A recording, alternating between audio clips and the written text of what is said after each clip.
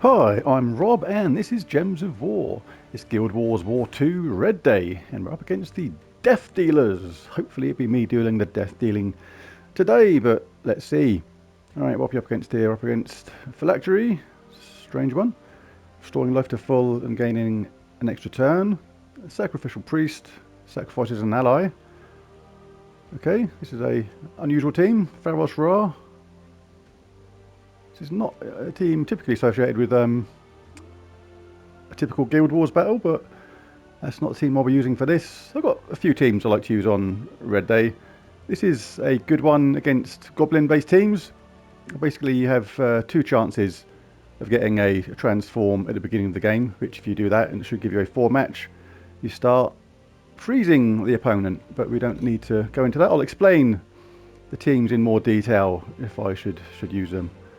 Alright, this is a good aggressive team. I don't think we've got anything to really worry about from this team here. So I might go with my skull-based aggressive team. But this team here, the idea is you get a 4-match somewhere to burn all enemies with Infernus, so everybody's burning. And in the Sunspear class, when you get the traits to level 100, you get a Fireblade trait which does triple skull damage to burning enemies. So that's good, and you have basically that then your hero in first place, so you benefit from that triple skull damage. And then we've got 3 different chances to transform skulls. We've got transform blue to doom skulls. Shegra changes, creates a lot of red, and then makes all red gems to skulls, and Mirage Queen converts all green to doom skulls. So I'm going to run with this one. I'll just show the banners for this quickly. If anybody wants to try this team, it's +2 red, +1 brown, -1 purple. Infernus does use purple, but his spell isn't actually that important on this. It's his burn all enemies on a 4-match, which is the most important thing. It's really important to have that +1 brown as well, because with Shegra, because we get a 50% start on mana with all our troops, because Mirage Queen gives all elemental allies 50% start with mana. Infernus is elemental, so's Shegra. Then basically we're looking for brown at the start, and if we get a mana surge on brown, Shegra is charged up absolutely straight away and ready to cast. So let's jump straight in. Looking for brown if we can. If we get a mana surge on this, then we'll basically be ready to go with Shegra absolutely straight away. He didn't get that. Got unlucky. Never mind. Just make sure there's no other ways of getting anything else from this kind of thing. I'll do it this way because you might bring a brown down, which it did, but they nicked it. We'll get blue and purple out of this if I do it this way. They're entangled, so we don't have to worry about skull damage.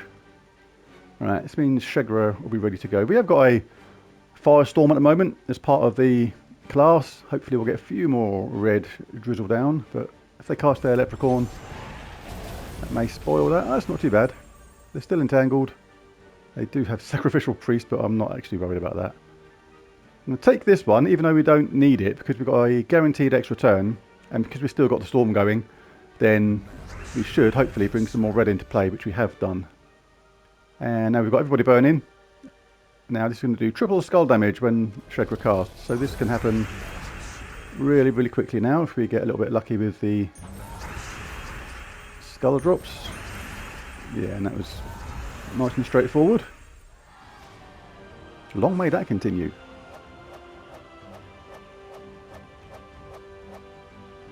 And that was 3,263 points for that one. Let's see what we've got next.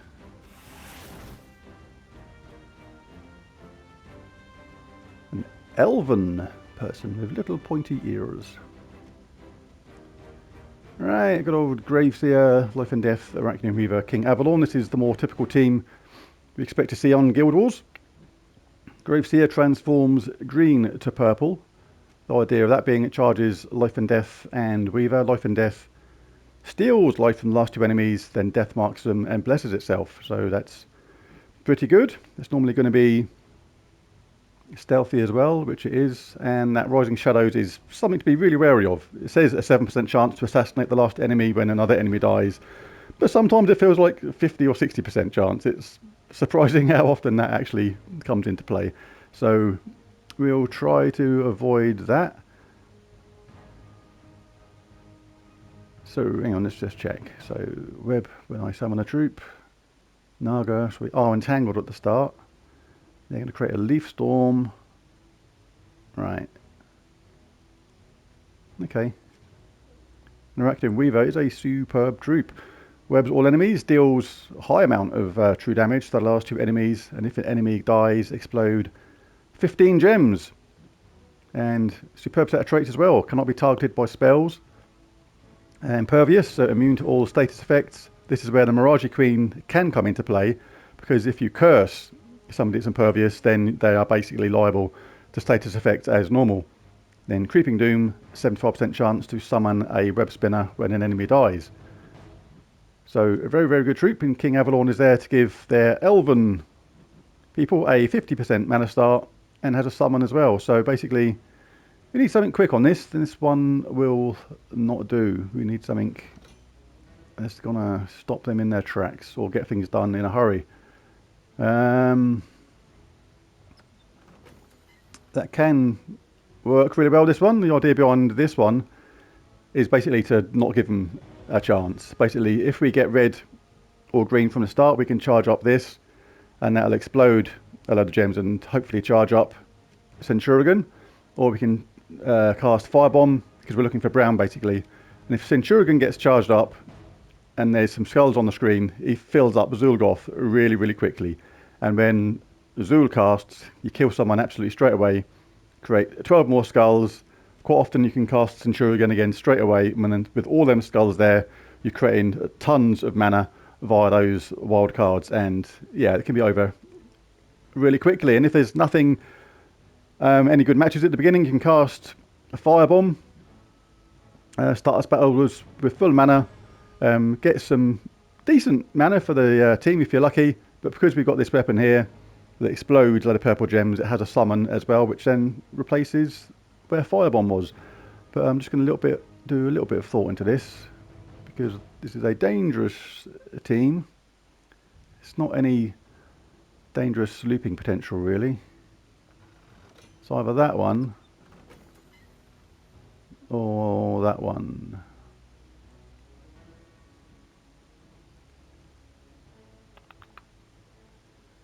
No, I am, just for fun, I am going to take this one for a spin. Because Centurion, when it works, is a lot of fun, this team.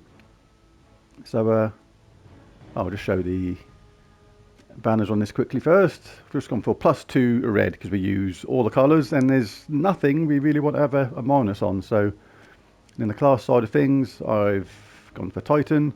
Get 50% start of mana, which is super important. On the talents, inflict stun when enemies deal skull damage to me. Gain 2 attack when I take damage. All brown allies gain 3 armor. It's not that relevant, but some of these aren't. Create a dust storm at the start, which is good for brown, because we want Centurion to get started. Rock solid gain a barrier when matching brown gems. And explode 1 yellow gem on 4 or 5 gem matches, and fortitude. So, right, still slightly in two minds about this one, if I'm honest. I'm just going to double check it is the best option. No, I don't like that one, it's too dangerous. Can freeze them on that one. But if you don't get a good start on these, then you can be in a bit of bother. No, I'm going to go for this.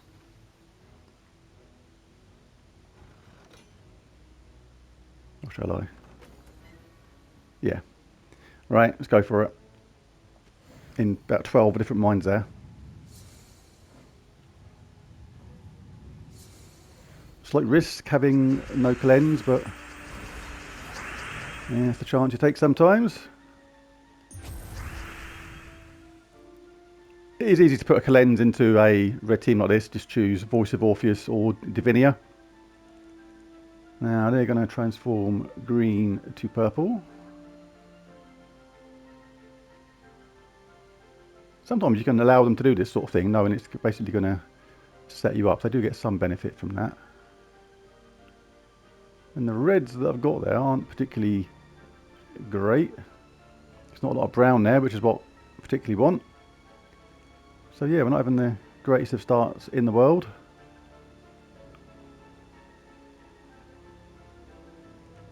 So green to purple, they're going to get 3 there. And that is it really, I don't mind that so much.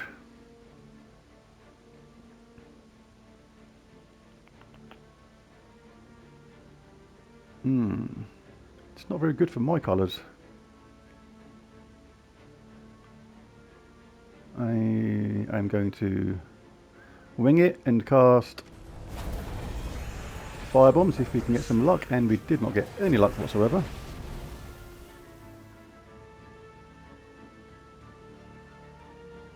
We've got Death Mark on Centurion, that's annoying. Do not want that to happen. Really, really need Centurion going here.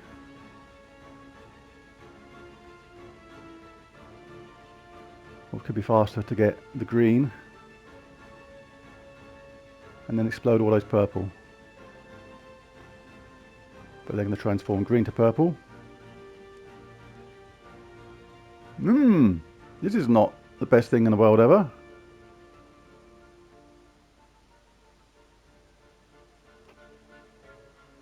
I'm in a spot of bother. That was a mistake casting a Firebomb. But if I'd cast Firebomb when it charged up Centurion, it'd have been a moment of genius. So, hey ho. What can you do? Right, how can I disrupt this green to purple? There's not a lot I can do. There's quite a lot, but I absolutely do need to do this.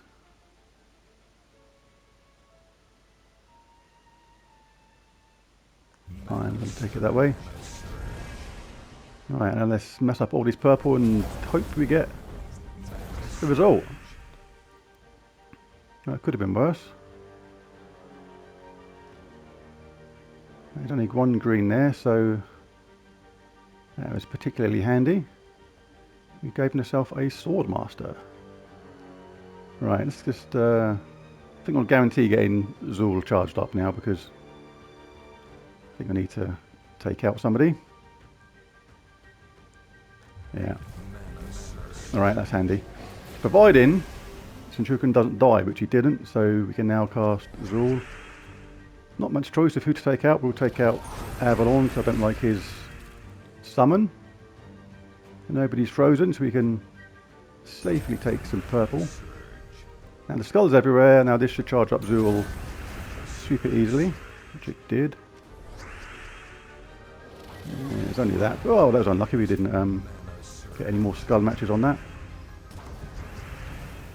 But this is the way to read wildcards, if they're going to be effective for your team, is just if they create some sort of alignment with a colour which is of the troop you want to get charged, this is going to give Zool an absolute ton of mana, because all these purple here are going to become wildcards. This is going to become green. If you've had a green troop, they're going to get tons of green. So we're guaranteed a 4 match at the same time, so it's perfectly safe to cast this.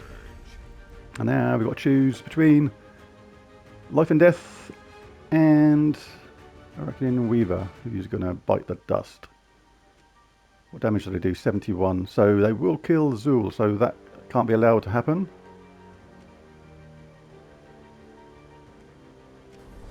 Oh, he's super stealthy. He's more stealthy than the other one. But if we get some skull hits... Uh-oh. Uh-oh. He's up. That's like an unbelievable string of good luck there. What the hell? Oh, well, we gained a little bit of life there from the... Wow, we've just hanging in there with Azul off there now. I thought this game was under control, and then Arachnian Weaver has absolutely turned it on its head. That's why I love Arachnian Weaver, because I've had that with me sometimes. I've been down to Arachnian Weaver, been a couple of hits away from dying, and then he comes along. Well, that's not very good, is it? That spell's rubbish. Right, we're in a race now, because basically I can't get hit by Arachnian Weaver or Web Spinner, because they are both deaths. I need to get Zool from 0 to 32 mana before they give me a single skull hit or get to cast twice with Arachnian Weaver, who they've decided shouldn't be casting right now, which is good. Need some surges here now. Yeah, we can cope with that, but we can't cope anymore. Alright.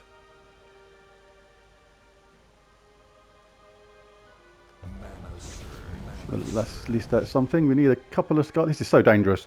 Basically, this is the game right here. If I kill one of their web spinners, and then the skulls line up and hit another one, or basically if I leave them any skull here after killing the first one, this is probably going to be the end of the game. But this is all we can do, so let's do that. I've probably done that on the wrong one. That was a bit silly of me. Too busy chittering and chattering away, and we needed a...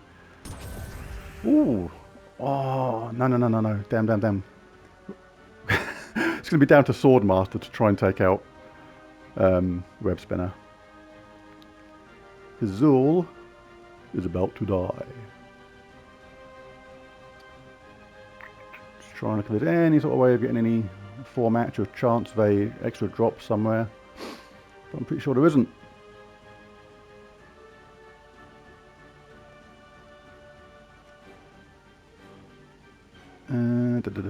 Yeah.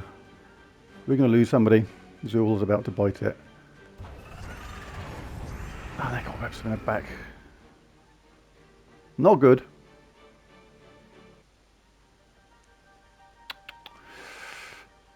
Oh dear, this went a little bit wrong. This is looking like a defeat.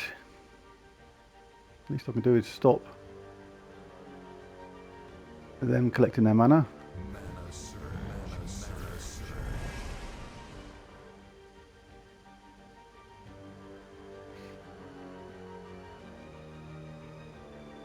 Gonna cast this because I don't want to make a move that I don't have to while I'm charged, just in case it leaves them a skull drop.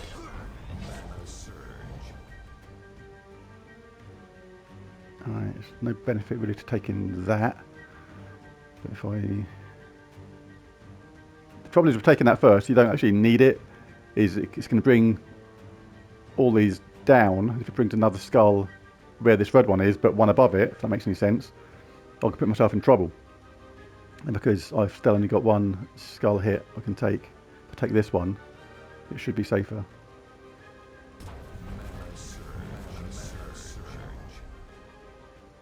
I do not believe for a second that the Swordmaster can win this battle now, but he'll try.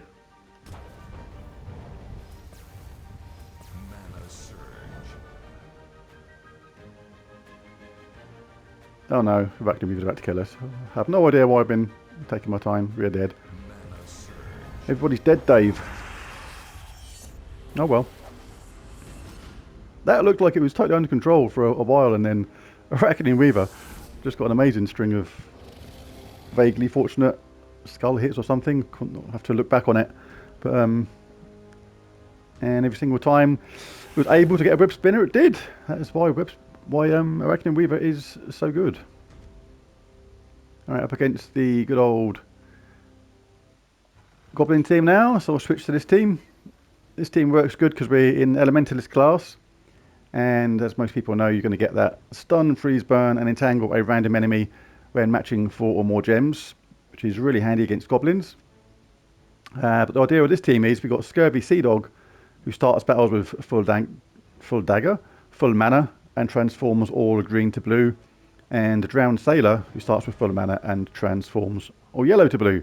So 2 chances to get a 4 match if we're not presented with any initially, and then we've got the Doomed Crossbow, dealing damage to all enemies and transforms blue to Doom Skulls. So once these have cast, there should be a lot of excess blue just lying around, which should give a better chance of this making some decent impact.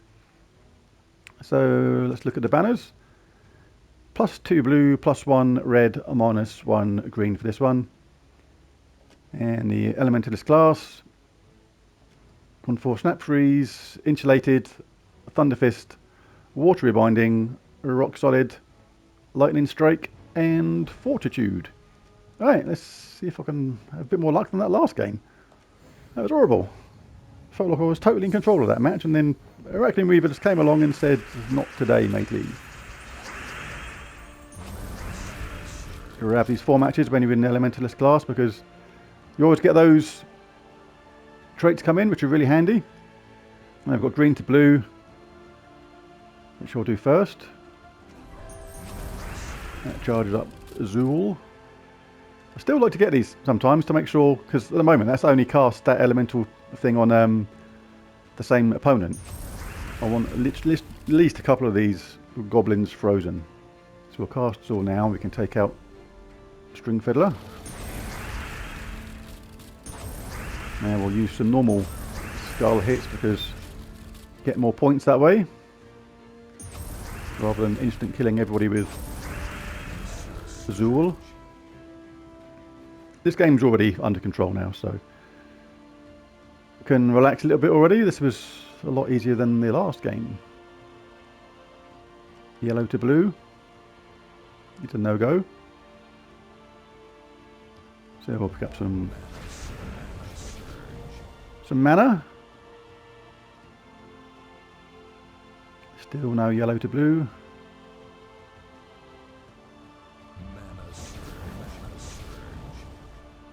Now green to blue, we've got a couple of, got a basic 3 match there. But I'll take some irregular damage while they're still entangled and the like.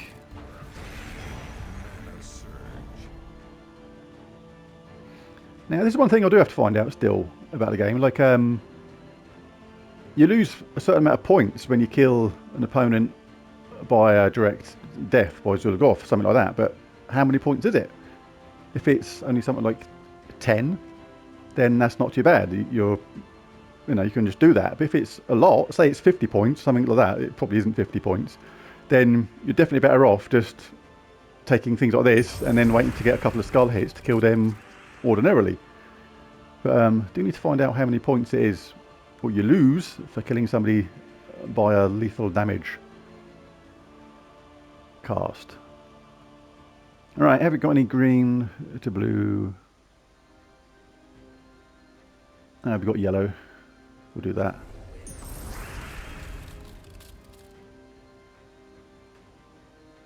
Alright, let's get this charged up. Let's go for this.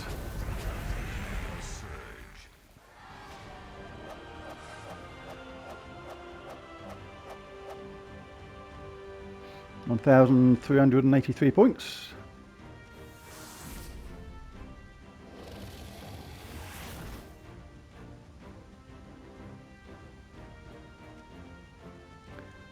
Dangerous against the red team. This ferocity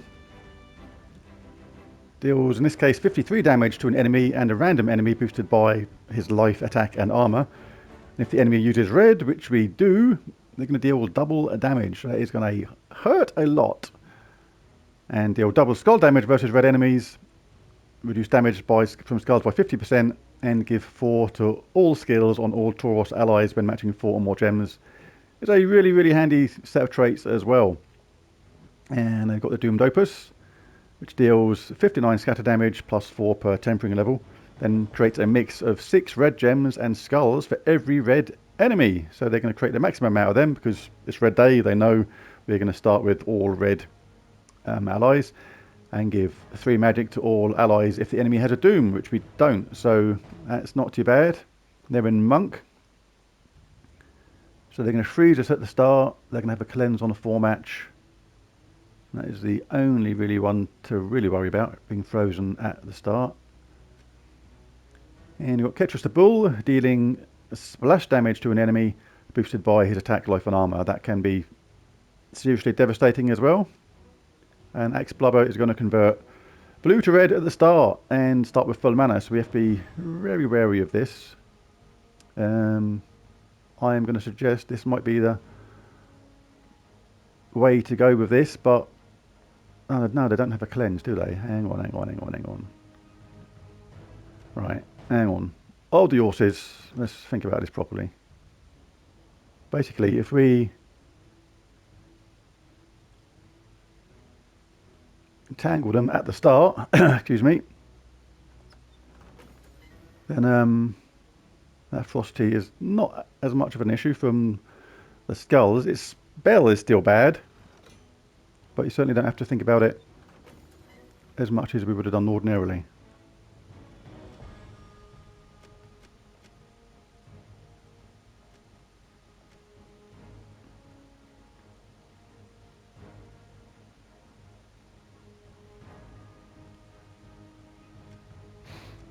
Alright, I'm not sure about that one. That's just too dangerous.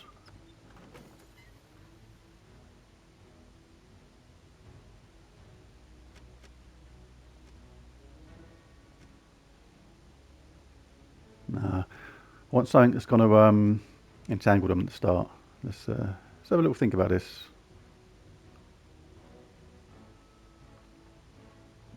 Archer bizarrely might be a good one for this. Still get 50% start with mana, 15% chance for skull damage to be lethal. We get the root trap at the start. Leaf storm, I'll probably change that if I do change this. Semi-irrelevant.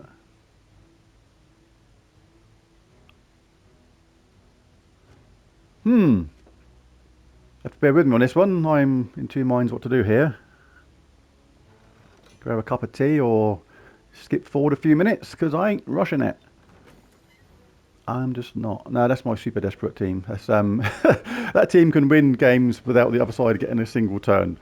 That's a really good team. I've done it before. I've won games literally without the other side getting a single turn with this team. But that's only if you're hyper mega desperate against some sort of Pyskaya team or Centurion Zilgoth kind of thing, which if it gets one chance it can just wipe you out. But I'm seriously in two minds what to do in this team.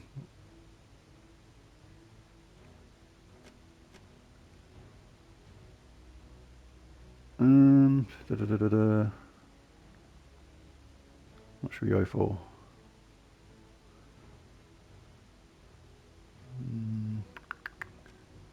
Let's have a look in this.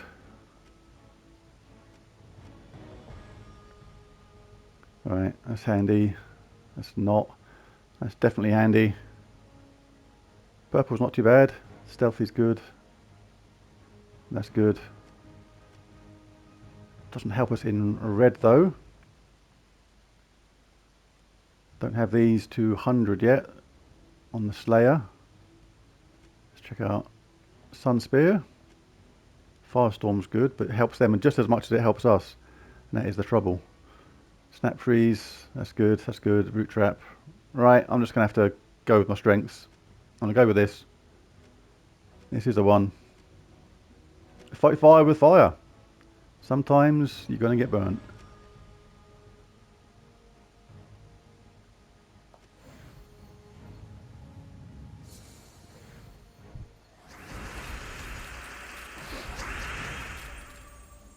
So the first thing to be wary of is converting blue to red for them. It will take this first, otherwise they will. So blue to red. Then you've got a 3-match there, but nothing more. So that is all they've got on that really. Can cast Firebomb, but it's risky. Almost went wrong in that last game.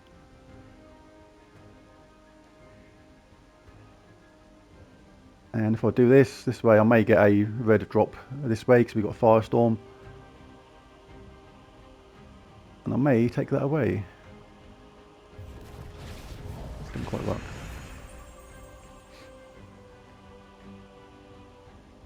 Alright, blue to red is still not doing them any favours, and I certainly do need to take the red.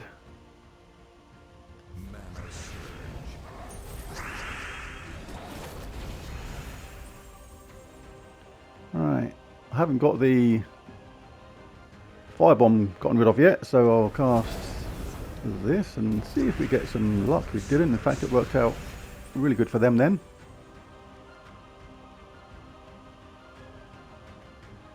Right, I'm going to leave Firebomb there because I'm going to hope that when that casts there, it's going to pick on Firebomb. Oh dear. It is not a good day so far at all. Right, at least it hit Firebomb, that was the idea. So, let's cast this. All we need is to get Centurion going, and we're in. Oh my god, it's giving them everything. Easy game, easy. Oh god, what's the worst of about 25 different evils? Do you get rid of Ferocity? Do you get rid of Ketras? I think you have to get rid of Ferocity, to be honest. So this is going to charge up Azul. But amazingly, it didn't give us an extra turn. This has been a horrible day so far. Come on. Let's go. Doomed Opus or Ketras? It's got to be Ketras. Right, I'm going to do this because it guarantees it.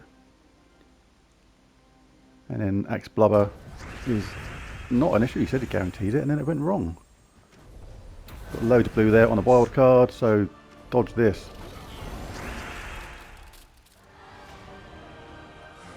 That nearly went shady. Nearly went very slim shady. Didn't see the score then. I was just pleased to get away with that. I forgot to look at it. I'll look at it at the end. But 6,403 so far. So what's the last one? Marilith is a good mana generator. Deals 6 true damage to all enemies and destroys 56 gems in this case, which is a lot. Gets bonus red as well. Really, really handy. And even Mechanist as well, which is going to give Tina a half start, which is not good. Deals 60 to 120 true damage to 3 random enemies and gains 120 armor. So super, super dangerous. Chalice of Eyes also cleanses and gives 56 life to all allies and has a summon. But that is there mainly for that. Clockwork there. All mech allies start with 50% mana. And Obsidius stuns us on a 4 or 5 gem match. And then is a really good mana generator too. Deals 66 heavy splash damage and destroys a 5/5 block. And there's a 50% chance to deal 66 light splash damage to a random enemy. So yeah, we're up against it again. This is a really good team. I do like these kind of battles though. So I'm going to go with this one again. If he dies, he dies. Alright, so don't mind no 4 matches, so I'm going to risk Firebomb straight away. We've got our weapon charged up, which is good, and there's a good smattering of purple everywhere. So I'm going to have to chance this. Hopefully it'll chance. Yes, right, that is a good result. Tina Turner. Tina, see you later. Centurion, lots of skulls everywhere, and we got the Devour. Didn't get the charge on Zul, but that's not too bad. Got 4 match there, another one there. We got the Unicorn. Right, this is where... Oh, it is still worth... No, it's not. It's not very good at all. This is. Yeah, we can cast this. We've got the skulls at the top. That's going to charge up Zul. That's going to get rid of the hero. They're entangled. And I'm just going to keep this nice and simple. And shall I try and finish off a skull hit? I've only got 68. It's only one hit. Let's look for a skull hit instead of losing unnecessary points. I did lose one battle. That battle was unlucky, I think. I'm not sure I've done anything wrong on that battle that I lost, but I may look back on it and see 20 mistakes. You never know. But enjoyed it nonetheless. There was some really good fights there. Very enjoyable. 1,651 points.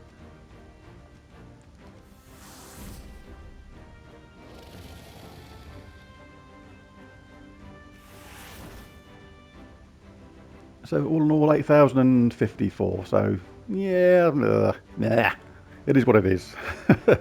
So it is. There's my Guild Wars battles for today. If you enjoyed it, why not come back tomorrow? Because I'll be back again doing another Guild Wars battle day. Thanks for watching. Bye for now.